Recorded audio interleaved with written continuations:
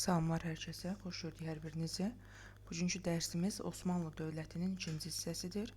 Birinci hissəsinin izahatını verdik. İkinci Mehmetə kimi, indi isə ikinci Mehmetdən sonraki dövr haqqında danışaq. Deməli, ikinci Mehmet hakimiyyətə gəlibdi 1451-ci ildən, deməli, hakimiyyətdə olubdu 1481-ci ilə qədər və ikinci Mehmetin hakimiyyəti dövründə Osmanlının qüdrəti daha da artdı. Xəritə üzrə baxaq Osmanlı dövlətinə, indiki Türkiyə ərazisinin demək olar ki, 4-5 qat geniş ərazini əhatə edirdi. Ondan daha da böyükdür. Şərqdə və qərbdə yeni ərazilər işğal ediləcəkdir və 1453-cü ildə may ayının deməli 29-unda 2 aylıq mühasirədən sonra İstanbulu, bu hissədir, Konstantinopolu yəni ələ keçirəcəklər. Konstantinopol bilirik ki, Qərbi Şərq Rum İmperiyasının deməli paytaxtı olubdu. Yəni Rum İmperiyası şərqə və qərbə parçalandı. Qərbi 476-cı ildə süquta uğradı. Şərqi Roma isə bu ildə 1453-cü ildə süquta uğrayacaqdı. Qızıl Körpü 2-ci Roma, Konstantinopol Osmanlılar tərəfindən fəth edildi. Adı dəyişdirilərək İstanbul qoyuldu və Osmanlı dövlətinin paytaxtı oldu. Bu fəthdən sonra Fatih adının ləqəbini götürdü 2-ci Mehmet. Müqəddəs Sofiya kilsəsi deməli məscid oldu, məscidə çevrildi, namaz qıldı burada və demək olar ki, bu dövr Osmanlı dövrünün ən qüdrətli dövrlərindən biri olubdu. 1461-ci ildə Trabzonu ələ keçirəcəkdi, bu hissədədir. Düz buradadır. Deməli, Trabzonu ələ keçirmək uğrunda Azərbaycanın Ağqoyunlular dövləti ilə mübarizə aparacaqdı və bunu biz Azərbaycan tarixi dərsində daha ətraflı deyəcəyik. Döyüşün nəticəsində qalibiyyət əldə edib Trabzonu ələ keçirəcəkdir. Trabzona biz Bizansın son qalası deyirik. Bunu qeyd edək. Deməli, Bizansın son qalası Trabzon 1461-ci ildə ələ keçirdi və Venesiya qarşı mübarizə aparacaqdı. Venesiya bilir ki, İtaliyadadır. Venesiya qarşı mübarizə aparacaq. 1476-cı ildə qanunnamə hazırlayacaqdı. Bu da qanunlar toplusu. Nələr aiddir onun qanunlar toplusuna? Məmurların vəzifələridir, torpaq mülkiyyət formalarıdır, məhkəmə, həmçində ayrı-ayrı dini icmaların hüquq və vəzifələri buna aiddir. Demək olar ki, bu qanunnamə uzun bir müddət Osmanlı dövlətində qüvvədə olacaqdır və onun daxili-xarici siyasətinin sonrakı Osmanlı sultanları üçün nümunə olması onun yeritdiyi siyasətin uğurlu olduğunu sübuta yetirir. Ümumilikdə götürsək, 2-ci Mehmetin dövrü çox yaxşı olubdur, dövlət inkişaf edibdir və dediyimiz kimi digər hökmdarlar üçün nümunə olubdur. İndi isə ondan sonra hakimiyyətə gələn Bəyazid haqqında danışaq. Bəyazidin hakimiyyət dövrü 1481-1512-ci illəri əhatə edir. Bəyazidin açar sözü deməli ümumiyyətlə yaxşı olduğuna görə ona ədalətli, mömin olduğuna görə vəli ləqəbi veriblər və onun açar sözü hamı ilə dost, belə deyək. Necə hamı ilə dost? Yəni hamı ilə dostluq əlaqəsi qurmağa saxlayıbdır, deməli və heç bir dövlətlə yəni düşmən münasibət saxlamayıbdır. Bu isə onun strateji cəhətdən işğalçı siyasət yeritməməsinə, çox da geniş ərazilər işğal etməməyinə gətirib çıxarıbdır. Deməli, İspaniyadan, yəni bu hissədən qovulan yəhudilərə sığıncaq veribdir. Bu gələcəkdə yəhudi problemi yaradacaqdır. Yəni biz bunu 9-cu sinifdə deyəcəyik. Deməli, İspaniyadan qovulan yəhudilər Osmanlı dövlətində məskunlaşdılar. Həmçində Ağqoyunlu hökmdarı Sultan Yaqubla dostluq əlaqəsi saxlayıbdır. Səvəvi hökmdarı 1-ci İsmail hakimiyyətə çıxdıqdan sonra onun hakimiyyətini tanımışdır və dostluq əlaqəsi saxlamışdır onunla da. Misir məmlükləri ilə dostluq əlaqəsi saxlayıbdır. Yəni dediyim kimi bu hamı ilə dost olubdur. Yalnız Venesiya üzərində qələbə əldə edibdir, belə deyək. O da böyük ehtimal ki, Venesiyanın təcavüzkar siyasəti olubdur. Bu da onun üzərində parlaq qələbə əldə edibdir. Yəni hər kəsdə dinc münasibət, 2-ci Bəyazın dövrünə aiddir. 1512-ci ildə isə oğlu Səlim tərəfindən hakimiyyətdən uzaqlaşdırılıbdır. Zorla hakimiyyəti Səlim ələ keçiribdir. Yəni belə deyək ki, Səlim atasını sevmirdi, çünki o hamı ilə dost idi. Səlim isə bunu yaxşı bəlləmirdi. O ümumiyyətlə Səfəviləri heç sevmirdi. İndi biz o dərsə daha geniş Azərbaycan tarixindən deyəcəyik və Səlim atası ilə münasibətləri yaxşı deyildi. Əsas da dediyimiz kimi Səfəvilərə görə Səfəvilər Şiə idilər, Osmanlılar isə Sünni idilər. Həm dini mənsəbə görə, həm də ki Şah İsmayılın siyasəti ona xoş deyildi. Ona görə də atasını hakimiyyətdən uzaqlaşdırdı və özü hakimiyyətə gəldi. Səlimin hakimiyyəti dövrü 1512-1520-ci illəri əhatə edir. Səlim hər zaman deyirəm ki, çöl adamı olubdu. Nəyə görə çöl adamı olubdu? O əsasən işğallarını aparıbdı bu hissələrdə. Baxın, belə deyirik, Qahirədir, Hələbdir, bu hissələrdə. Yəni çöl şəraitində aparıbdı və daima ömrün demək 8 il hakimiyyətdə olubdu. 8 ildə də yürüşlərdə olubdu. Müharibə apardığı əsas olub Səfəvilər dövləti və Misir məmlükləri olubdu. Misir məmlüklərinə demək olar ki, son qoyacaqdı, özünə tamamilə birləşdirəcəkdi. Səfəviləri də məğlubiyyətə uğradacaqdı. 1514-cü ildə Çaldıran döyüşü nəticəsində Şah İsmailə qalib gəlir. Təbrizi tutsa da burada möhkəmlənə bilmir. Azərbaycanı tərk edir, yəni qalibiyyət əldə etsə də möhkəmlənə bilmir. Deməli, Səfəvi-Osmanlı müharibəsinin, Səfəvilər və Osmanlı müharibəsinin birinci mərhələsi Səlimin dövründə başladı. Lakin başa çatması Süleyman dövründə başa çatacaq. 1555 Amasya müqaviləsi Süleymanın dövrünə düşür. Və Misirə yürüşü nəticəsində məmlüklərə son qoyacaqdı, tərkibinə qatacaqdı və bu ərazilər də özünə birləşdirəcəkdi. Gördüyünüz kimi xəritədə göstərir, Ərəbistan yarımadasında birləşdirdikdən sonra İslam dünyasının xəlifəsi elan edəcək özünü 1517-ci ildə. Artıq xilafət sancağı deyirlər. Xilafət sancağı Osmanlının əlinə keçəcək ta ki 1918-ci ilə qədər Osmanlı imperiyası dağılana qədər. Yəni hökmdarları həm xəlifə adlanacaqlar, həm də sultan adlanacaqlar və Peyğəmbərin müqəddəs əmanətlərini İstanbula gətirəcəkdir ki, İmam Hüseynin qılıncıdır və müxtəlif əşyalardır. Bunlar indi Topkapı Sarayında saxlanılır və nümayiş etdirilir. İndi isə biz keçək Süleymanın hakimiyyəti dövrünə. Süleymanın hakimiyyəti 1520-ci ildən 1566-cı ilə qədər olubdu. Süleyman hakimiyyəti dövrü deməli biraz uzun olub, yəni 46 il hakimiyyətdə olubdu və çox həm işğalçı cəhətdən çox yaxşı işlər görübdü, imperiyanı çox genişləndiribdi.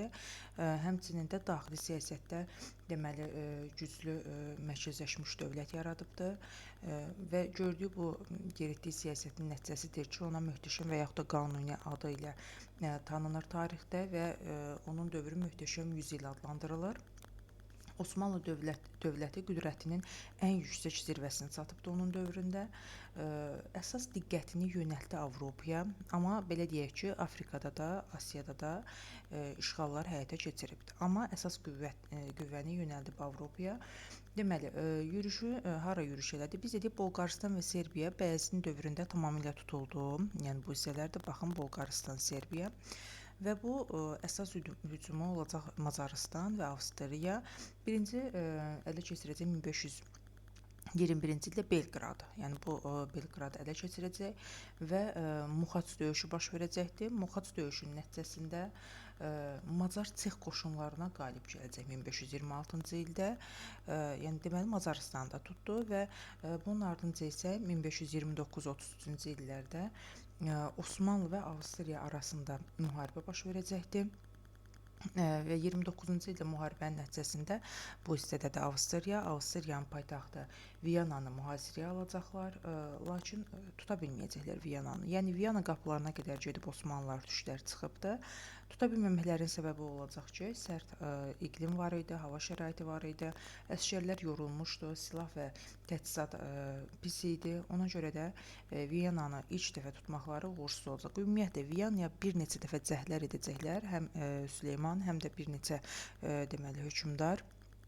Lakin Viyananı heç vaxt tuta bilməyəcəklər, belə deyək ki. Yenidən Balkan yarımadasına çəkilirlər, Balkanlara çəkilirlər və 1533-cü ildə Avstriya ilə sülh müqaviləsi imzalayırlar. Dedik ki, Asiyada da yürüşlər edibdir, Səfəvilərlə müharibələr aparıbdır. Azərbaycan üzərinə, yəni Səfəvilər üzərinə 4 dəfə yürüş edəcəkdir. 1534-35, 1548, 1554-cü illərdə biz bunların hamısını, bu yürüşləri daha geniş Azərbaycan tarixindən deyəcəyik, amma 2 yürüşü burada deməliyik. Deməli 1534-cü ildə Səfəvilər Xorasanı ələ keçirdilər və Xorasanı ələ keçirən özbəklərlə, daha doğrusu Səfəvilərin Xorasan bu hissədir. Ələ keçirdi özbəklər bu hissəni, özbəklər də bu hissədədir. Buna görə də Osmanlı gördü ki, Səfəvilərin başı qarışıbdı burada müharibəyə, ona görə hücum edəcək Səfəvilərin üzərinə. Yəni belə deyək. Deməli, Səfəvilərin burada başı qarışmışdı müharibəyə, çünki bu Xorasan hissəni özbəklər ələ keçirmişdi. Bunu bəhanə bilən Osmanlılar hücum edəcəkdi Səfəvilərin üzərinə, Təbrizi tutacaqlar. Lakin burada möhkəmlənə bilməyəcəklər, belə deyək. 2 ay qalacaqlar, geri çəkiləcəklər və 1535-ci ildə yenidən hücuma keçəcəklər.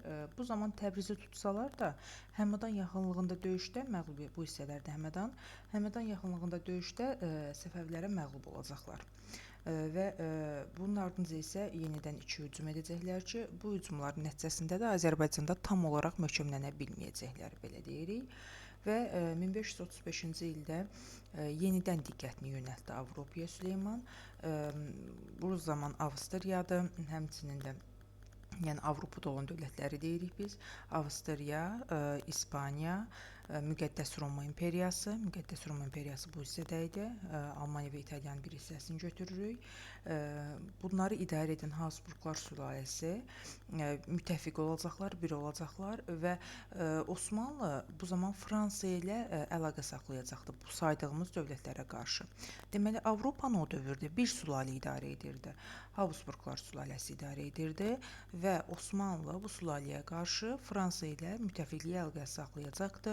Hətta fransız tacirlərinə Osmanlı ərazisində imtiyazlı ticarət hüququ da verəcəkdi.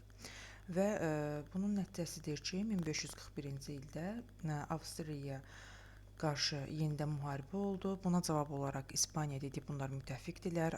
Avstriyadır, İspaniyadır, Müqəddəs Roma İmperiyasıdır. İspaniya Osmanlı dövlətinə Əlcəzairdən, baxın bu hissədir, Afrikanın şimal hissəsidir. Əlcəzair sahillərindən güclü donanma çıxardacaqdı.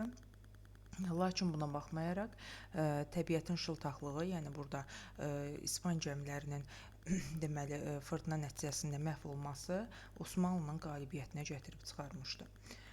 Və Osmanlı Fransa ilə dedik müttəfiq idi. Fransa ilə müttəfiq olduğuna görə Korsika adasının, baxın burdadır, Korsika adası Napolyon Bonapartın yəni vətəni olubdu.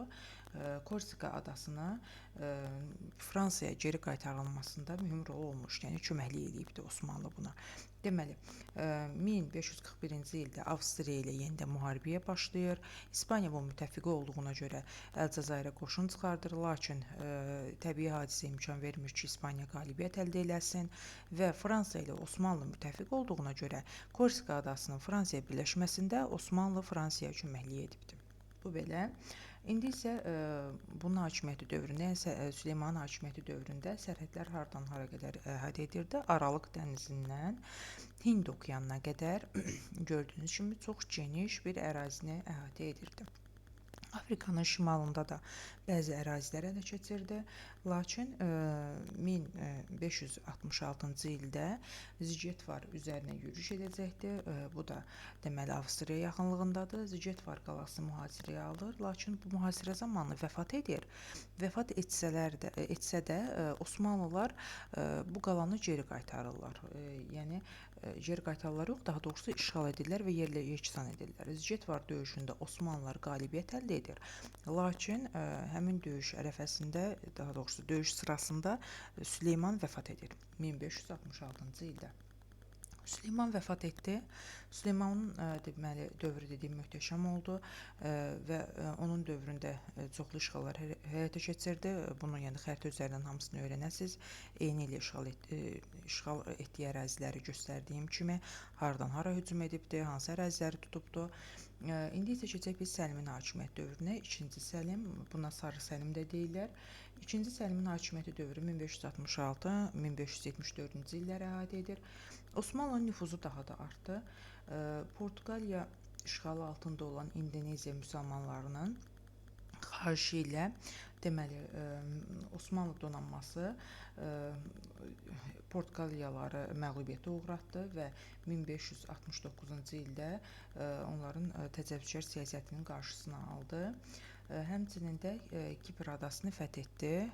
Kipr adası deməli burada qala qoyublar onun yerinə.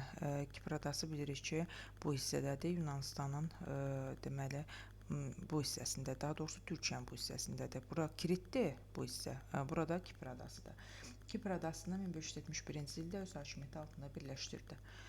Bunun ardınca kitabda 3-cü Murad, 1-ci Əhməd, 2-ci Osmanlı hakimiyyət dövrləri, 4-cü Muradı veribdir.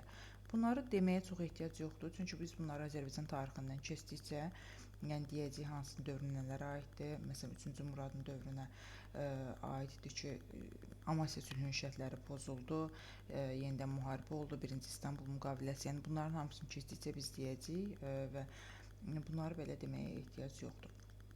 Biz deməli sonuncu dedik 2-ci Səlimi, onun hakimiyyəti dövründə İndoneziya müsəlmanlarını müdafiə edib 1569-cu ildə Kipr adasını birləşdirib Osmanlı dövlətini 1571-ci ildə bu qədər.